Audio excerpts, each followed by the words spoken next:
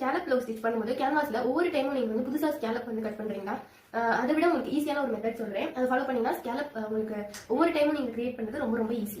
அதுக்கு பாத்தீங்கன்னா நாங்க என்ன பண்ணிருக்கோம்னா இந்த மாதிரி ஒரு ஸ்டென்சில் வந்து ரெடி பண்ணி வச்சிருக்கோம். இது வந்து சாதாரணமான ஒரு நோட் அட்டையில தான் நாங்க வந்து ரெடி பண்ணி வச்சிருக்கோம், கொஞ்சம் கெட்டியா இருக்க மாதிரி. இதுல பாத்தீங்கன்னா ஒரு சைடு வந்து சின்ன சின்ன ஸ்கேலப்பா ரெடி பண்ணிருக்கோம், இன்னொரு சைடு வந்து கொஞ்சம் பெரிய பெரிய ஸ்கேலப்பா ரெடி பண்ணிருக்கோம். எங்களுக்கு எந்த ஸ்கேலப் வந்து ஒர்க் பண்ணும்போது வேணுமோ அதுக்கு தகுந்த மாதிரி நாங்க இதை கேன்வாஸ்ல வச்சு வந்து டிரா பண்ணிக்குவோம். இது எப்படி பண்ணணும் அப்படின்னு உங்களுக்கு தெரியணும் அப்படின்னா கமெண்ட் பண்ணுங்க. நெக்ஸ்ட் வந்து இந்த ஸ்கேலப் வந்து பெர்ஃபெக்ட்டா எப்படி வந்து நம்ம வந்து கட் பண்ணலாம் அப்படிங்கறத ஒரு வீடியோவா நான் உங்களுக்கு போடுறேன். அண்ட் இதை எப்படி வந்து ஒரு ரவுண்ட் நெக்ல ரவுண்டான இடத்துல எல்லாம் அப்ளை பண்றது அப்படிங்கறதையும் நான் உங்களுக்கு சொல்றேன். அது உங்களுக்கு வேணும்னா கண்டிப்பா நீங்க வந்து இந்த வீடியோல வந்து கமெண்ட் பண்ணுங்க. நெக்ஸ்ட் ஒரு வீடியோ போடலாம். இதுதான் வந்து இந்த ஸ்டென்சிலை வச்சு நாங்க ஒர்க் பண்ணுது. பாத்தீங்கன்னா நெக்ல வந்து ஸ்கேலப் அண்ட் ஃப்ரண்ட் நெக்லயும் வந்து ஸ்கேலப் கொடுத்துருக்கோம்.